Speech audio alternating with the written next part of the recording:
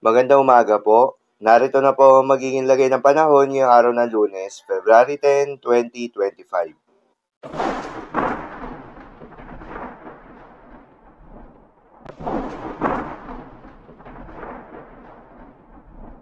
Sa kasalukuyan at ayon sa pag-asa, patuloy na umiiral itong shear line o yung salubungan ng malamig na northeast monsoon at mainit na easterlies at nakakaapekto sa may southern Luzon at Visayas.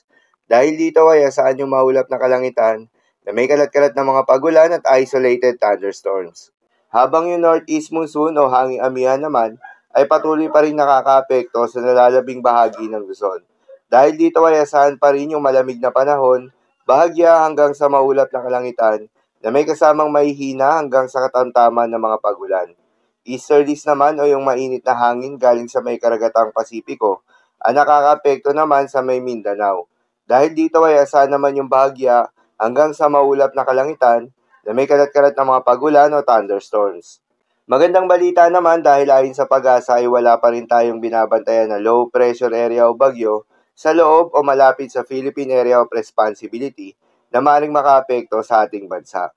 Para naman sa magiging lagay ng panahon ngayong araw ng Lunes, dahil pa rin nga sa epekto nitong shear line asahan sa Visayas, Bicol Region, Mimaropa, Quezon at Aurora ang maulap na kalangitan na may kalat-kalat na mga pagulan at isolated thunderstorms. Posible ang mga pagbaha o pagguho ng lupa dahil sa katamtaman hanggang sa kung minsan ay mas malakas na mga pagulan. Habang sa Caraga at Davao Region naman ay asahan yung maulap na kalangitan na may kalat-kalat na mga pagulan at thunderstorms na dulot ng easterlies. Posible rin ang mga pagbaha o pagguho ng lupa dahil sa katamtaman hanggang sa kung minsan ay malakas na pagulan. Habang sa Metro Manila, Cagayan Valley, Cordillera Administrative Region at nalalabing bahagi ng Central Luzon pati na ng Calabarzon ay asahan naman yung maulap na kalangitan na may kasamang mga pagulan na dulot ng northeast monsoon. Posible rin ang mga pagbaha o pagguho ng lupa dahil sa katamtaman hanggang sa kung minsan ay malakas na pagulan. At sa nalalabing bahagi pa ng Luzon ay asahan naman yung bahagyang maulap hanggang sa maulap na kalangitan na may kalat-kalat na mga mahihinang pag-ulan na dulot pa rin ng northeast monsoon. At sa nalalabing bahagi naman ng Mindanao ay asahan naman yung bahagyang maulap hanggang sa maulap na kalangitan na may kalat-kalat na mga pagulan o thunderstorms na dulot ng easterlies. Posible rin ang mga pagbaha o pagguho ng lupa during severe thunderstorms.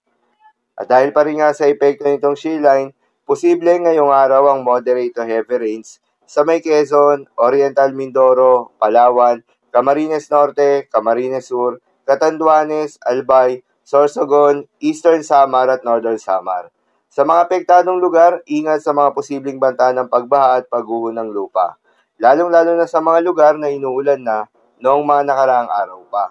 At para naman sa magiging lagay ng mga dagat baybayin, ayon sa pag-asa ay may nakataas pa rin tayo na gale warning sa mga seaboards ng Batanes, Cagayan, kabilang na ang Babuyan Islands, Ilocos Norte, Ilocos Sur, La Union, Pangasinan, Isabela, western coast ng Zambales, Aurora, Kalayaan Islands, northern coast ng Quezon, Camarines Norte, northern coast ng Camarines Sur, northern and eastern coast ng Catanduanes, eastern coast ng Albay, eastern coast ng Sorsogon, northern coast ng Northern Samar, at eastern coast ng Eastern Samar.